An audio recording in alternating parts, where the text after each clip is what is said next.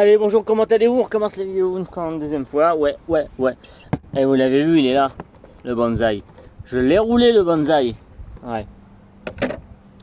Donc, impression de cette voiture-là. Franchement, franchement, c'est une voiture de piste. Bon, j'avoue, les pneus sont pas adaptés, je sais, le terrain était un peu humide, il a plu hier, c'était pas trop sec à 100%, c'est pas un truc de fou, mais franchement, c'est un pur plaisir.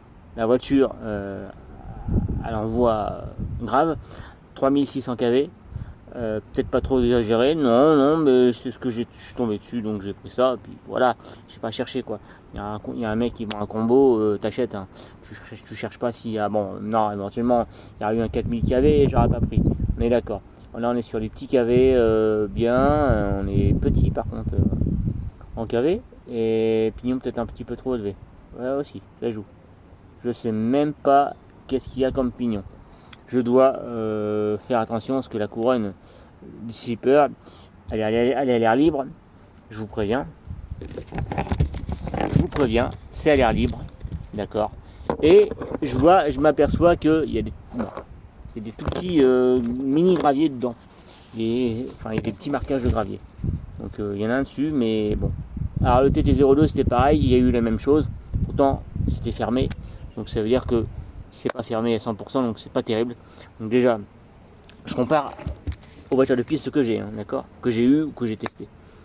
Et franchement, celle-là, vachement bien.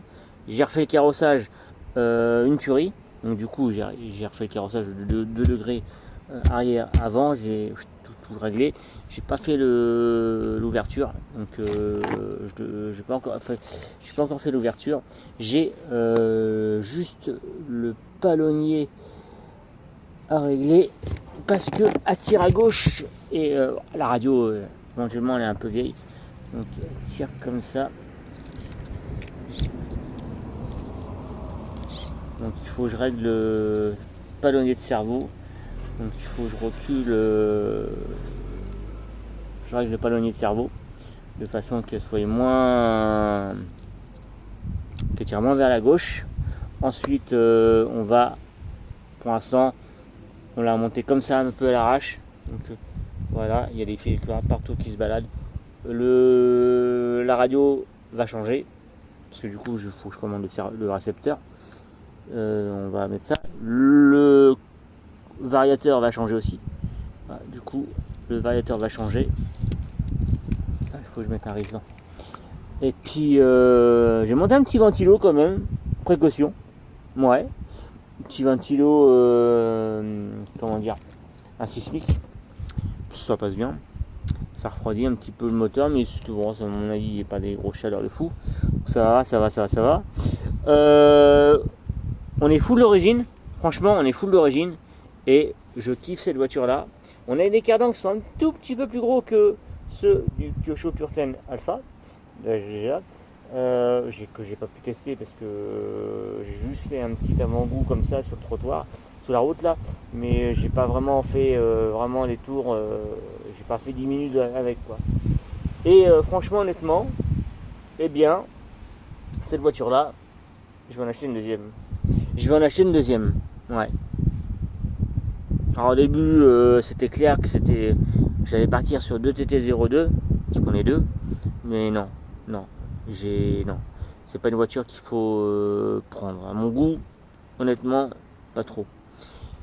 Il y a un souci, faites gaffe. Je sais pas si toi ça t'arrive, si toi ça t'est arrivé, RC Fada, parce qu'il n'y a que toi du coup qui a testé cette voiture là, et donc du coup moi je la teste aussi, donc je te fais mon ressenti de la voiture si tu regardes la vidéo, et je t'écoute ton ressenti. Et j'ai la roue ici, les roues en fait qui sont légèrement trop grandes au niveau diamètre, et ça a frotté contre, alors je sais pas si c'est ceux-là ou les autres ou les drifts que j'avais mis, mais du coup ça a légèrement limé les fusées. avant, arrière, ça a légèrement marqué la fusée. Parce que ça, normal, il faut que la roue passe. Donc là, ça y est, il y a une petite empreinte. Donc du coup, ça frotte plus. Mais bon, on va se mettre à la recherche. Je vais me mettre à la recherche pour vraiment voir ce qu'il faut mettre comme roue pour rouler en piste mouillée. Parce que du coup là c'est pas des pneus piste, voilà, c'est des slicks. Les slicks sur temps sec, très sec, ça va fonctionner. Là pas trop. Les pneus avec des dessins j'en ai, mais tiens pas trop le pavé non plus quoi, et ça part plus en toupie. Alors peut-être qu'il y a trop de KV et puis ça part plus en toupie. C'est vrai que la TT02 il y avait moins de KV parce qu'elle était en charbon, et même en KV, et équivalent en KV, il y avait moins. Du coup, bon, c'était un peu chiant. Donc là on part sur quelque chose de bien. Et puis je regarde pour le cerveau parce que du coup ça me dérange un peu que ça soit quoi qu'il a été monté par là, il aurait peut-être été moins, ouais, j'ai l'impression peut-être. Ouais. Bon bref, on va régler ça.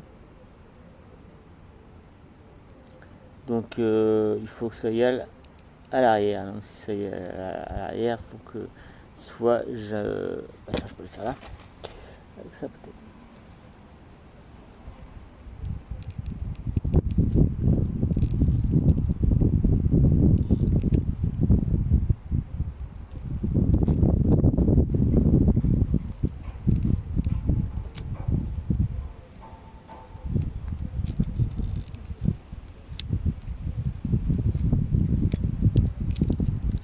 Alors,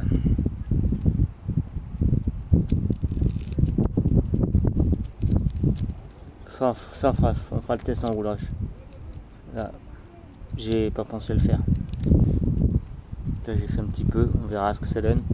Du coup, partez trop à gauche.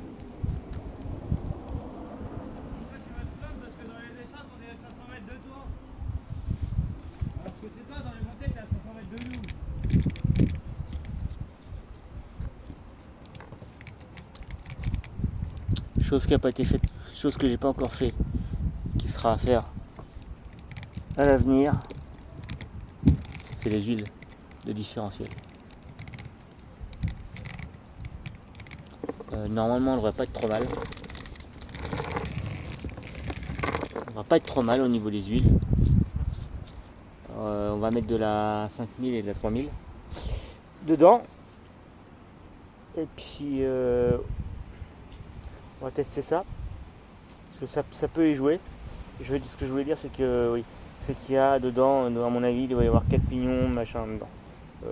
Kyosho, là-dessus, ils sont un peu radins, ils préfèrent en mettre 2 et dire voilà, on en met 2, c'est caché, c'est fermé, les gens ils voient rien, puis du coup voilà.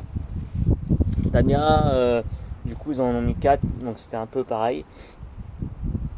Bon, là, je pense qu'il y en a 4, j'ai pas regardé. Je crois qu'il y en a 4, si de mémoire, si j'ai regardé la notice, il y en a 4. Donc du coup, ça va pas être trop mal. J'ai aussi réglé, je sais pas si tu l'as fait, les amortisseurs, ils n'étaient pas couchés. Alors je voulais les coucher plus, ici, il y a moyen de le faire, mais la tête là, ici, c'est un peu gros, donc ça m'aura embêté. Et puis du coup là je les ai couchés aussi. Par contre ils n'étaient pas couchés du tout. Ils étaient réglés au plus haut. Donc à ce trou là. Et puis en bas au deuxième trou. Donc il n'y a pas 36 trous. Je voulais les régler.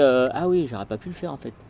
Je voulais les régler, les décaler en fait plus par là. Il y a encore un trou derrière. Il y a une vis. Je pouvais mettre là, mais ça n'aura pas été. Et puis du coup la roue elle n'aura pas été. Non. Donc du coup donc c'est bien ce que j'ai fait. Voilà. À l'avant j'aurais pu ouais je pouvais le faire. Quoi qu'à l'avant je pouvais le faire. Les coucher encore plus à l'avant. Il y aurait moyen. Mais j'ai pas regardé pour le faire. Il y aurait moyen de les coucher un tout petit peu plus à l'avant. Ouais, parce qu'à l'avant, en fait, on a ici une petite vis qui sert à tenir la fusée, ou où la bague de fusée sert à maintenir quelque chose pour pas que ça s'échappe, parce que je l'avais déjà eu sur la HPI RS4 Sport 3 du coup, et donc ça s'est bien passé. Ça roulait très bien, le parking était crade, forcément, c'est pas entretenu, forcément. Donc du coup, un peu de cailloux, mais ça m'empêche pas de jouer. Non, on a rarement des terrains où on peut jouer, c'est propre.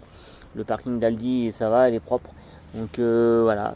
Donc je vous invite à acheter cette voiture-là, parce que je la trouve très bien en voiture de piste pour 100 € neuf. C'est pas cher du tout, en roller bien sûr, évidemment.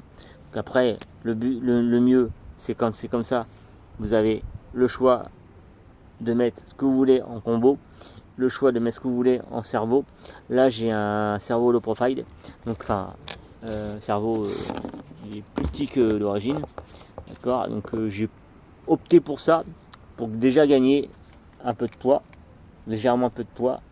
Et puis, il y a dû y avoir un caillou qui a dû rentrer dans la couronne, de slipper, elle est marquée. La couronne métal, le métal qui tient le pignon, parce qu'en fait en dessous on a la transmission en dessous, c'est ouvert, on voit les transmissions, donc attention, faites gaffe, parce que c'est genre, quand on regarde, c'est presque limite, hein.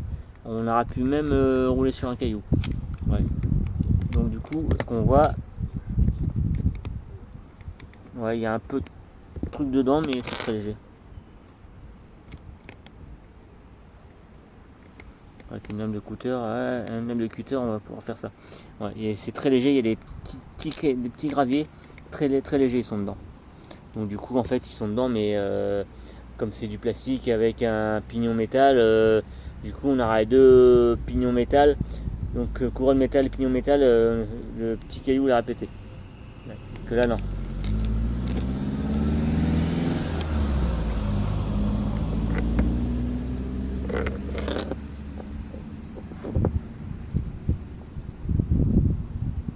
Du coup, moi je vais vous laisser là-dessus.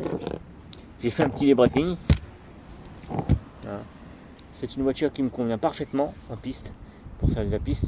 Drift, je pense que si on met un gyro à tester, à retester avec un gyro, voir ce que ça donne. Braquage des roues, c'est sûr que ça ira pas. On n'a pas éventuellement tout le poids qui est à l'arrière comme une drifteuse, donc on n'a rien qui est prévu pour une drifteuse. Ici on n'a pas le vario qui est là, le moteur qui est placé là, donc du coup au niveau drift, je pense que là on est à zéro. Donc si on veut vraiment drifter, là on peut, parce que là en fait on a un vrai équilibre des masses, puisqu'on a tout le moteur, on vario d'un côté et la batterie de l'autre. Donc du coup au niveau masse, on est parfait.